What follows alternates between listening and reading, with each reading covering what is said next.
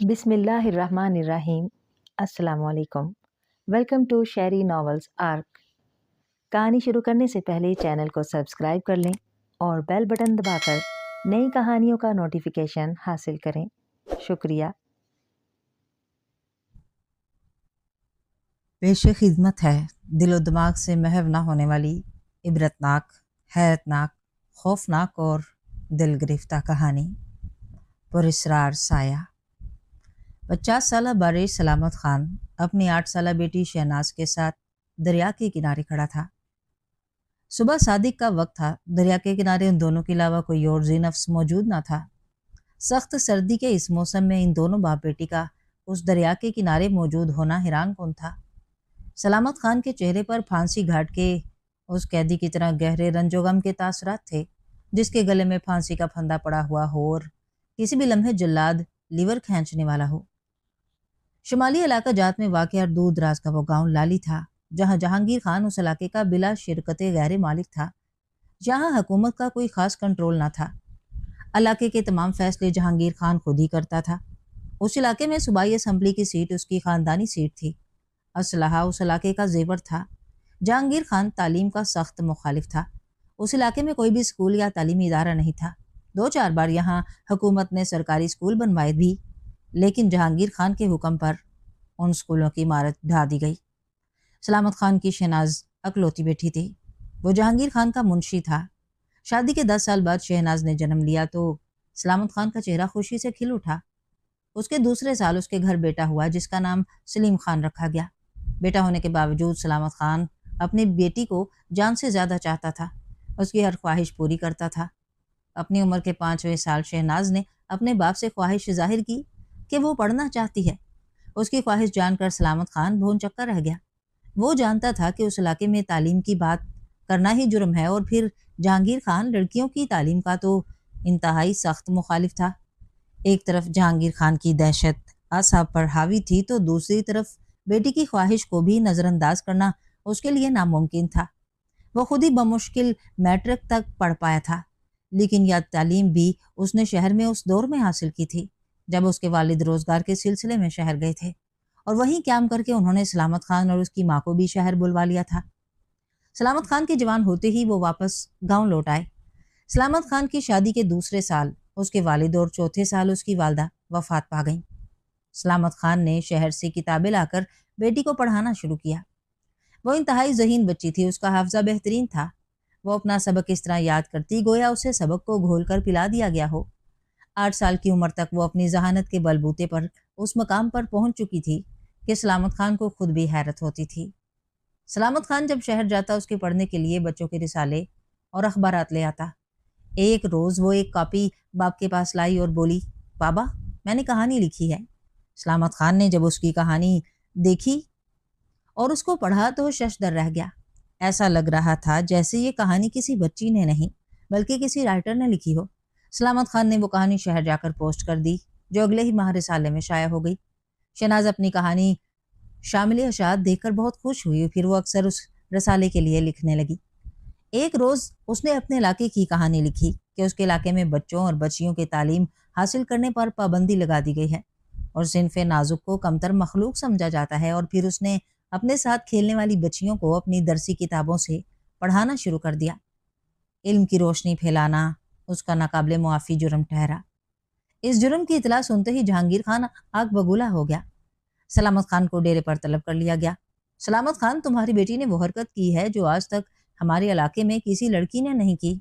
हमें लगता है कि ये गांव की दूसरी लड़कियों को भी खराब करेगी और गांव की बदनामी का बाइस बनेगी। इसलिए मेरा हुक्म है कि सुबह होने से पहले उसे तुम खुद अपने हाथों से इस दुनिया से रुखसत कर दो।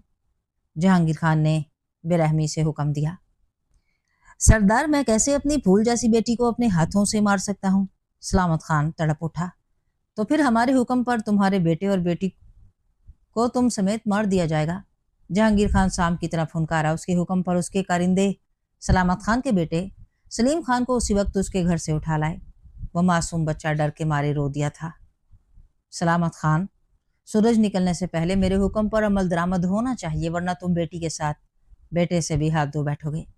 जहांगीर खान ने फैसला कुन लहजे में कहा और सलामत खान خاموشی سے اس کے ڈیرے سے باہر نکل گیا۔ وہ جانتا تھا کہ احتجاج فضول ہے، اب اسے بیٹے کی زندگی بچانے کے لیے بیٹی کی قربانی دینی تھی۔ اس کی بیوی ساری رات روتی رہی۔ صبح 5 بجے کے قریب اس نے بیٹی کو جگایا اور دریا کے کنارے لے آ گیا۔ اس کے گھر کی نگرانی پر مامور جہانگیر خان کا ایک کارندہ بھی اس سے کچھ فاصلے پر رائفل تھامے کھڑا تھا۔ بابا جانی، آپ مجھے مار دو گے؟ وہ معصومانہ انداز میں بولی، اور سلامت خان کو ایسا لگا جیسے کسی نے اس کا دل مٹھی میں دبوچ کر مسل ڈالا ہو۔ وہ بے اختیار بیٹی سے لپٹ کر رونے لگا۔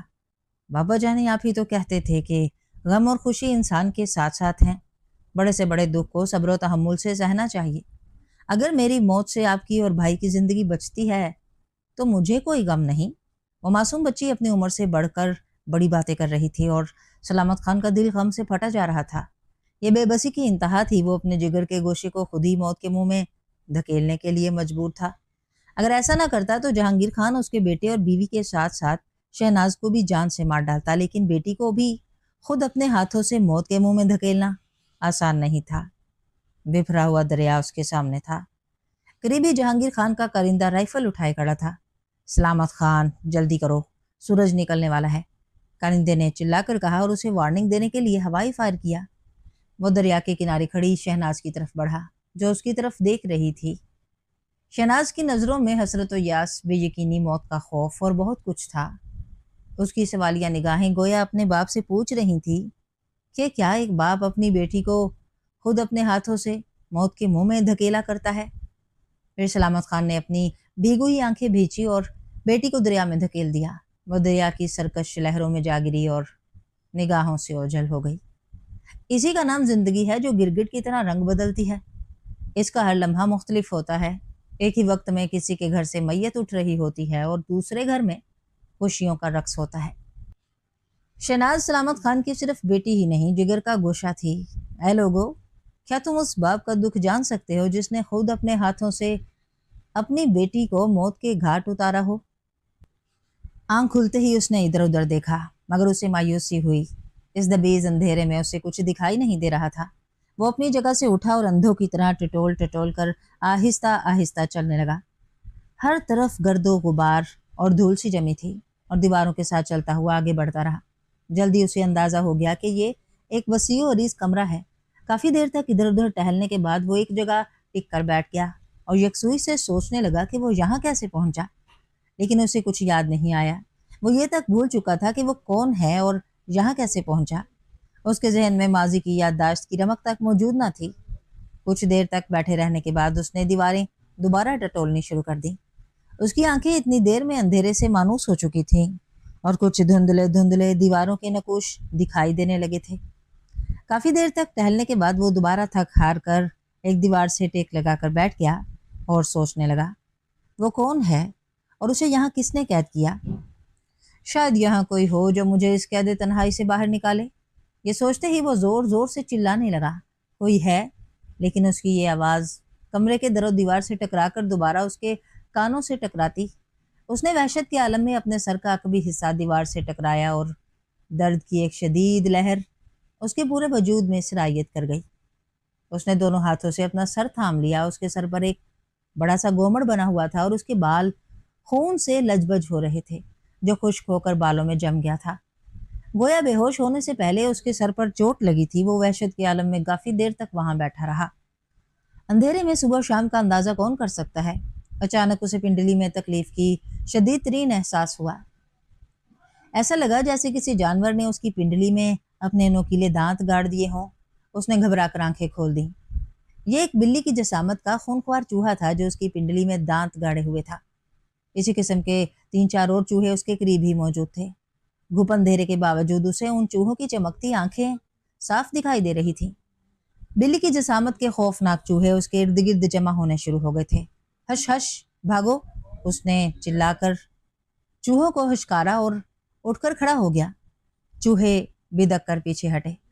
ابھی اسے کھڑے ہوئے چند ہی لمحے گزرے تھے کہ پاؤں کے انگوٹھے میں تکلیف کا شدید ترین احساس ہوا۔ اس نے چیختے ہوئے اپنا پاؤں جھٹکا۔ چوہوں کی تعداد رفتہ رفتہ بڑھتی جا رہی تھی۔ اس کے دانت اس قدر تیز اور نوکیلے تھے کہ اسے اپنے پاؤں میں سوئیاں سی اترتی محسوس ہو رہی تھی۔ اس کے لیے یہ احساس ہی خوفناک تھا کہ وہ اس اندھیرے कमरे में इन खूनख्वार चूहों की खुराक बन जाएगा। वो जिंदगी बचाने के लिए उस कमरे में इधर उधर भागने लगा। जहां जहां वो भागता चूहे तेज रफ्तारी से उसका पीछा करते और जहां वो रुकता चूहे उसे घेर कर अपने दांत उसके पाँव में गाड़ने की कोशिश करते। मुसलसल भागते रहने से उसका सांस धोंकनी की तरह चलने लगा और आसाब जवाब देने लगे। आखिर कब तक वो तन्हा इन चूहों से लड़ता। ये वसीअ और इस कमरा उसकी कब्र बनने वाला था। भागते भागते बिलाखिर वो थक हार कर गिर पड़ा। उसके गिरते ही चूहों ने उस पर यलगार कर दी और जगह जगह से उसके जिस्म में छेद करने लगे। वो जान बचाने के लिए उठता, भागता और थक हार कर दोबारा गिर जाता। चूहे उसके पूरे वजूद पर अहाता कर चुके थे। मौत और जिंदगी के दरमियान लम्हों का फासला था। सैकड़ों खूंखार चूहों से जान बचाना मुश्किल ही नहीं, नामुमकिन भी था। उसने कई चूहों को अपने पांव से कुचला। इसके बावजूद चूहे उसके जिस्म में सुराख करने की कोशिशों में मसरूफ थे। खून की बूंदें जगह जगह से खाल से निकल रही थी। इंसानी खून की बू चूहों को मुश्तइल कर चुकी थी। जिंदगी की ख्वाहिश ने उसके बेहसो हरकत जिस्म में इर्ताश पैदा किया और वो दोबारा उठ खड़ा हुआ। उसी वक्त चड़चड़ाहट की आवाज़ सुनाई दी, जैसे कि दरवाज़ा खुला हो और कमरे में रोशनी अंदर आई। उसने सर उठाकर देखा। कुछ फासले पर सीढ़ियों पर एक खूबसूरत लड़की खड़ी थी जिसने मैक्सी नुमा लिबास पहन रखा था। उसके अकब में दरवाज़ा खुला था। दरवाज़ा खुलने से रोशनी अंदर दर आई थी। रोशनी होते ही चूहों में हलचल मचने लगी और वो फर्श में बने सुराखों में घुसने लगे। तुम कौन हो और मैं कहाँ हूँ? उसने नहीफ आवाज़ में पूछा। यह वक्त इन बातों का नहीं, जल्दी से बाहर निकलो, लड़की मुतरन्नम आवाज़ में बोली। उसकी आवाज़ भी उसी की तरह खूबसूरत थी। वो आगे बढ़ा और कांपती टांगों से सीढ़ियां चढ़कर लड़की के करीब जा पहुंचा। दरवाजे से बाहर निकलते ही वो एक दूसरे कमरे में पहुंच चुके थे। ये कमरा साइंसी आलात और मुख्तलिफ किस्म के जारों से भरा हुआ था जिनमें महलूल भरा हुआ था। एक तरफ बड़ी सी लकड़ी की अलमारी थी। सामने ट्रॉली पर कंप्यूटर रखा था। वो कमरे से निकलकर कॉरिडोर में दाखिल हुए। लड़की ने एक कमरे का दरवाज़ा खोला और बोली, इस कमरे में चले जाओ, अंदर अलमारी में से कपड़े निकाल कर पहनो और जल्दी बाहर आओ जब तक मैं यहीं खड़ी हूँ। वो कमरे में दाखिल हुआ। साजो सामान से आरास्ता उस कमरे में वाकई एक अलमारी मौजूद थी जिसके हैंगर में मुख्तलिफ किस्म के लिबास रखे थे। अलमारी के निचले खाने में नए जूते भी मौजूद थे। उसने अलमारी में लगे हैंगर से एक कुर्ता शलवार निकाल कर पहना। जूतों का जोड़ा पहनने के बाद अपने लिबास की तलाशी ली। वहाँ कमीज की साइड की जेब में फूला हुआ पर्स मौजूद था। पर्स में अच्छी खासी रकम मौजूद थी। उसने पर्स जेब में रखा और कमरे से बाहर निकल आया।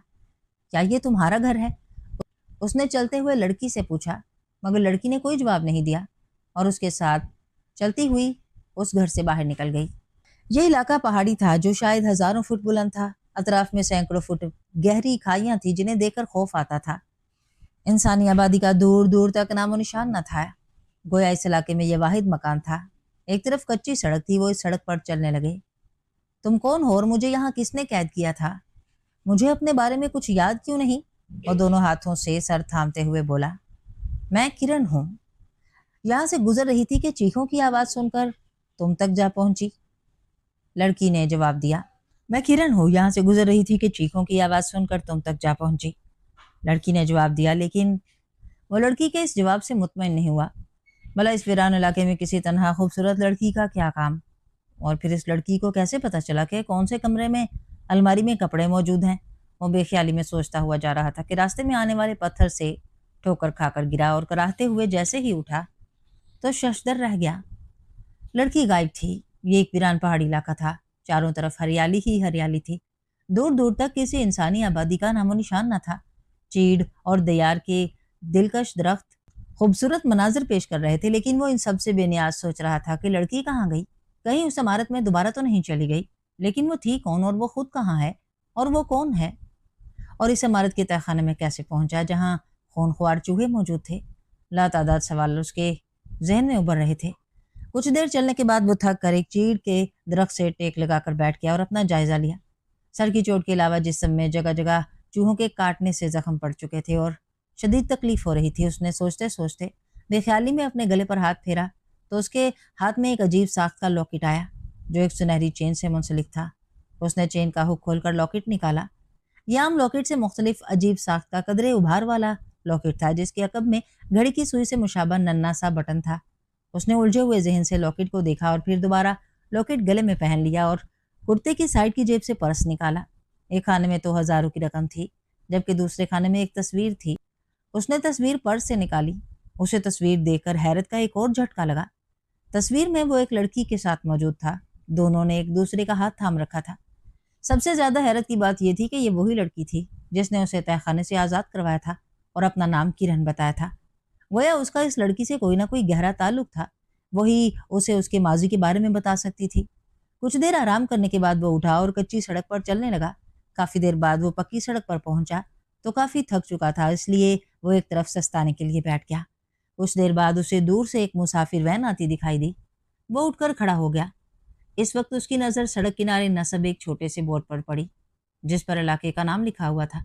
वैन के करीब आते ही उसने इशारे से वैन को इशारे से रोका। खुशकिस्मती से वैन में एक सीट खाली थी जो खिड़की के साथ थी। कुछ देर बाद कंडक्टर उसके करीब आया। उसने खामोशी से 100 का नोट निकालकर कंडक्टर की तरफ बढ़ा दिया। कहाँ जाना है? कंडक्टर ने पूछा और वो सोच में पड़ गया कि अब इसे क्या बताए कि उसे कहाँ जाना है। उसे तो अपना नाम तक याद ना था। मैंने पूछा है कहाँ जाना है? कंडक्टर ने झुंझुलाकर तेज लहजे में पूछा। गाड़ी कहाँ तक जाएगी? उसने पूछा। फैजाबाद अड्डे तक। कंडक्टर ने हैरत से उसे देखते हुए कहा। मुझे भी वहीं जाना है। वो जवाब देकर खिड़की से बाहर देखने लगा। लगता है खिसका हुआ है, कंडक्टर बड़बड़ाया। फैजाबाद एक पुररौनक इलाका था। एक हेयर ड्रेसर की शॉप पर नहाने के बाद शेव करवाकर बाहर निकला और एक औसत दर्जे के होटल पर खाना खाया। परस में रकम मौजूद होने की वजह से उसे अब तक कोई दुश्वारी पेश नहीं आई थी, लेकिन चूहों के काटने से जिस्म में सख्त तकलीफ हो रही थी। होटल से खाना खाकर बाहर निकला तो कुछ ही फासले पर उसकी नज़र एक इमारत पर पड़ी। ये एक प्राइवेट अस्पताल था। उसके कदम बेख्तियार अस्पताल की इमारत की तरफ उठने लगे। पार्किंग एरिया के करीब पहुंचते ही वो बेख्तियार रुक गया। कार में डॉक्टरों वाला गाउन पहने एक लड़की सवार हो रही थी। ये वही लड़की थी जिसने उसे चूहों वाले तहखाने से बचाया था और अपना नाम किरण बताया था। और किरण की तस्वीर भी उसके पर्स में मौजूद थी जिसमें उसने किरण का हाथ थाम रखा था। गोया किरण और उसका कोई ना कोई रिश्ता था। वो गाड़ी में बैठने ही वाली थी कि उसने पुकारा, किरण, और उसकी तरफ दौड़ा तो वो उसे हैरत से देखने लगी। तुम मुझे उस इमारत से बाहर निकालने के बाद कहाँ गायब हो गई थी? मिस्टर, तुम्हारा दिमाग तो दुरुस्त है। इससे पहले मैंने तुम्हें कभी नहीं देखा। और हाँ, मेरा नाम किरण नहीं। ये कैसे हो सकता है? तुम किरण ही हो, मैं तुम्हारा चेहरा कैसे भूल सकता हूँ? तुम्ही ने तो मेरी जान बचाई थी। मिस्टर, लगता है तुम्हारा जहनी तवाज़ुन दुरुस्त नहीं। बेहतर यही है कि तुम इस अस्पताल में जहनी अमराज के माहिर डॉक्टर सुहेल से मिलो। बेहतर यही है कि तुम इस अस्पताल में जहनी अमराज के माहिर डॉक्टर सुहेल से मिलो। वो बेहतरीन साइकोलॉजिस्ट हैं। वो तलख लहजे में बोली। अगर तुम किरण नहीं तो जब मैंने तुम्हें किरण कहकर पुकारा तो तुम क्यों रुकी और मुझे मुड़कर क्यों देखा? उसने अपनी तरफ से दलील पेश की।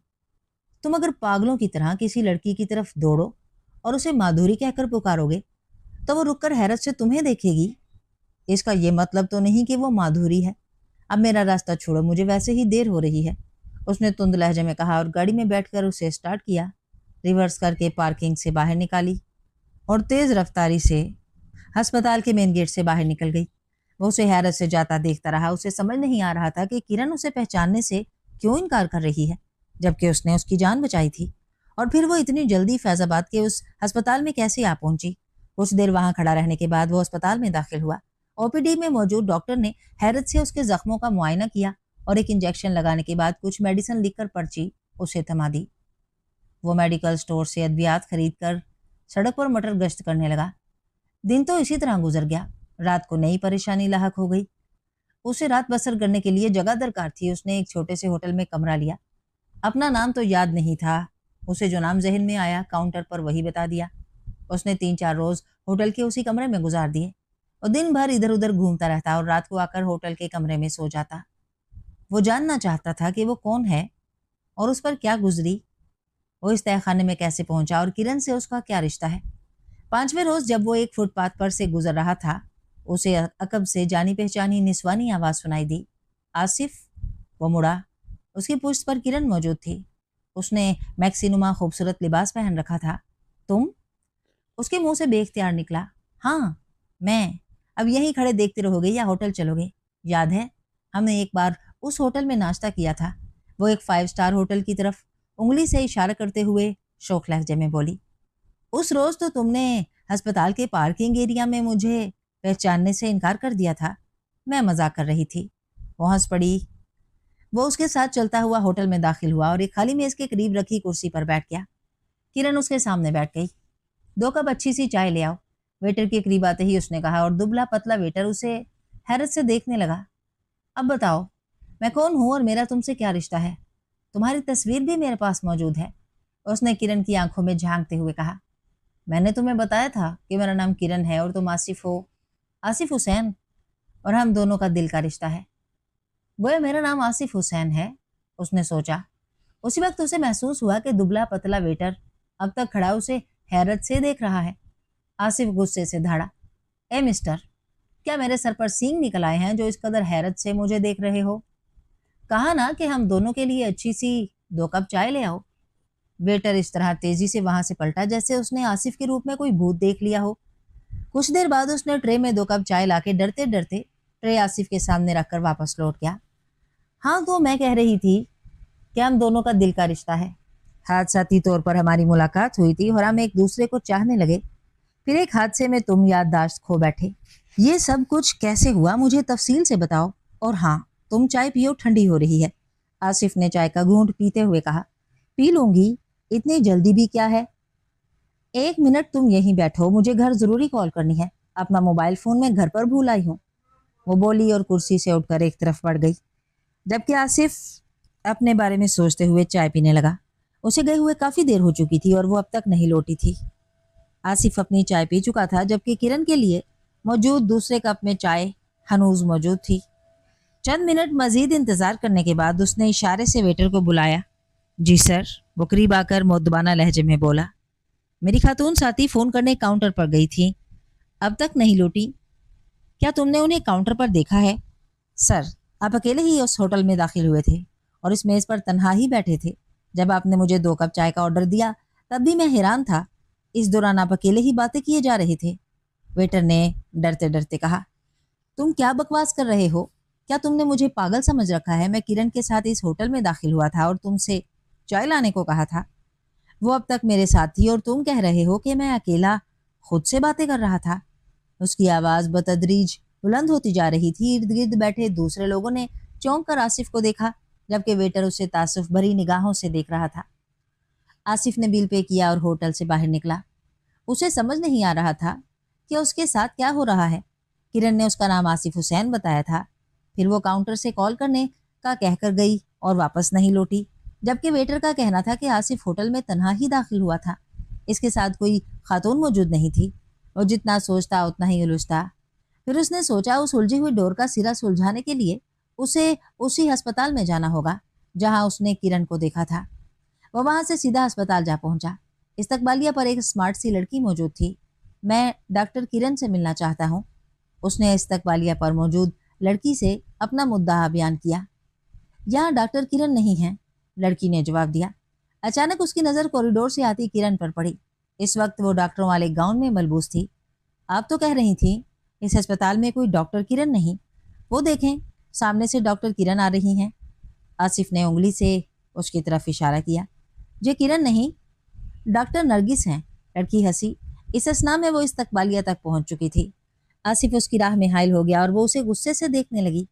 उस रोज तुम होटल से कहाँ गायब हो गई थी और तुमने मुझे अपना गलत नाम क्यों बताया था? आसिफ खफगी आमेज लहजे में बोला। मिस्टर, लगता है तुम वाकई पागल हो। उस रोज भी जब तुमने मेरा रास्ता रोका था तब भी मैंने यही कहा था कि मैं तुम्हें नहीं जानती, और अब फिर तुम मेरा रास्ता रोके खड़े हो। आखिर तुम चाहते क्या हो? वो चिराग पा हो गई। ये तुम क्या कह रही हो? तुम्हारा रवैया मेरी समझ से बाहर है। कभी खुद ही मिलती हो और कभी पहचानने से इनकार कर देती हो। वो गिरगिट की तरह रंग बदलती किरण या नरगिस के रवैये पर हैरान था। मिस्टर, अगर अब तुम दोबारा मेरे रास्ते में आई तो अच्छा नहीं होगा। किरण का रवैया जारहाना हो गया था। उसकी गुफ्तगू के दौरान चंद वार्ड बॉय और डॉक्टर्स भी आ चुके थे जो खशमगी निगाहों से आसिफ को घूर रहे थे। इससे पहले कि सूरत हाल कोई संगीन रुख इख्तियार करती, आसिफ तेजी से चलता हुआ अस्पताल से बाहर निकल गया। अपनी बेइज्जती पर उसका दिल और दिमाग दोनों सुलग रहे थे। किरण या नरगिस, उसके साथ तस्वीर और पेश आने वाले वाकयात इस बात का इशारा कर रहे थे कि उसका और इस लड़की का कोई ना कोई गहरा ताल्लुक है। लेकिन क्या ये उसकी समझ से बाहर था? वो किरण के रवैये से दिल बर्दाश्त था। सड़क के किनारे सर झुकाए सोचों में मुस्तगरक जा रहा था कि ब्रेकों की चिड़चिड़ाहट से उसके कदम रुक गए। उसके करीब ही एक सुजुकी कार के ब्रेक चिरचिराए थे। ड्राइविंग सीट पर एक स्मार्ट सा नौजवान बैठा था। कार रुकते ही वो बाहर निकला और उससे लिपट गया। आसिफ, तुम कहाँ गायब हो गए थे? हम और चचा जान तुम्हें कहाँ कहाँ नहीं ढूंढते रहे, वो बोले जा रहा था। पर तुम हो कौन? आसिफ ने उसे खुद से बमुश्किल अलहदा करते हुए कहा, और वो नौजवान उसे हैरत से देखने लगा। आसिफ, तुम्हारा दिमाग तो दुरुस्त है, तुम मुझे पहचानने से इनकारी हो। मैं राहील हूँ। देखो, तुम राहील हो या कोई और, असल बात यह है कि मैं अपनी याददाश्त खो बैठा हूँ, आसिफ ने कहा। चलो गाड़ी में बैठो, घर चलते हैं, रास्ते में बातें भी होती रहेंगी। राहील ड्राइविंग सीट पर बैठते हुए बोला और आसिफ की फ्रंट सीट पर बैठते ही उसने गाड़ी आगे बढ़ा दी। उसके इस्तफसार पर आसिफ ने होश में आने के बाद के तमाम वाकयात सुना डाले। राहील ने उसे उसके माजी के बारे में बताया। राहील उसका तायजाद भाई था। उनकी रिहाइश इस्लामाबाद में थी। आसिफ के वालिद वासिफ हुसैन एक टेक्सटाइल मिल में मैनेजर की पोस्ट पर फाइज थे। आसिफ उनका इकलौता बेटा था और मेडिकल का स्टूडेंट था। कुछ रोज पहले आसिफ ने अपने वालिद से मरी घूमने की इजाज़त चाही। उसका कहना था कि वो अपने क्लास फेलोज दोस्तों के साथ कोहे मरी घूमने जा रहा है। उनका मोबाइल फ़ोन पर आसिफ से राब्ता था। फिर अचानक आसिफ लापता हो गया। ढूंढने के बावजूद आसिफ का कोई सुराग नहीं मिला। उसका मोबाइल फ़ोन भी ऑफ था। उसके वालिद उसकी तलाश में यहाँ भी आ चुके थे और फिर मायूस होकर वापस लौट गए थे। राहिल के कहने के मुताबिक आसिफ की कहीं इंगेजमेंट भी नहीं हुई थी, ना ही किसी अफेयर के बारे में सुना था। तो फिर नरगिस या किरण की उसके साथ तस्वीर क्यों मौजूद थी? आसिफ ने उसे किरण की तस्वीर भी दिखाई और राहिल चौंक गया। यार, ये तो वाकई डॉक्टर नरगिस हैं, हमारे ही अस्पताल में हैं। बल्कि ये अस्पताल उन्हीं की मलकियत है। उनके वालिदैन का एक हादसे में इंतकाल हो चुका है। वो भी यही कह रही थी, लेकिन उस सुनसान इमारत के तहखाने में उसी ने मुझे आज़ाद करवाया था, और फिर उस 5 स्टार होटल के बाहर भी मुझे वही मिली थी, आसिफ बोला। आसिफ, हो सकता है तुम्हें वहम हुआ हो, वैसे भी तुम अपनी याददाश्त खो बैठे हो। शायद तुम्हारी जहनी हालत की वजह से तुम उस दूसरी लड़की को डॉक्टर नरगिस समझ बैठे हो। बातों के दौरान वो घर पहुंच चुके थे। राहिल के वालिद हफीज साहब भी घर पर थे। आसिफ को राहिल के साथ देखकर वो भी हैरान हो गए। राहिल की बहन जमीला भी उसे देखकर खिल उठी थी। राहिल ने घर पर आसिफ की मौजूदा जहनी हालत के बारे में नहीं बताया। वासिफ साहब को आसिफ के मिलने की इतला कर दी गई थी। उन्होंने पहली दस्तयाब फ्लाइट से इस्लामाबाद आने का इरादा जाहिर किया, मगर राहिल ने मना कर दिया और कहा कि वो खुद ही 1-2 रोज में आसिफ को लेकर उनके घर आ जाएगा। फिर वासिफ साहब ने आसिफ से बात करने की ख्वाहिश जाहिर की तो राहिल ने मोबाइल फ़ोन आसिफ के हाथ में थमा दिया। कैसे हो बेटा, और कहाँ रह गए थे? तुम जानते नहीं कि तुम्हारी गुमशुदगी से हम पर क्या गुजरी। तुम्हारी माँ तो दिन रात रोती रहती है। उनके लहजे से भी यही लग रहा था कि वो भी बात करते हुए रो रहे हैं। आसिफ तड़प उठा। अबू, अब मैं आ गया हूँ, आप फिक्र ना करें। 1-2 रोज में घर आ जाऊंगा, बस चंद ज़रूरी काम निपटाने हैं। उसके बाद उसकी माँ ने उसके साथ बात की। राहिल डॉक्टर था और उस अस्पताल में ड्यूटी कर रहा था जहाँ आसिफ डॉक्टर नरगिस से मिला था। उसकी रात की ड्यूटी थी, वो रात को अस्पताल चला गया। सुबह नाश्ता करते ही आसिफ टहलने के लिए घर से बाहर निकला। टहलते टहलते उसने सोचा, राहिल की मौजूदगी में दोबारा डॉक्टर नरगिस से मिलूं। उसका जहन अब तक ये तस्लीम करने को तैयार नहीं था कि किरण और नरगिस 2 अलग अलग शख्सियतें हैं।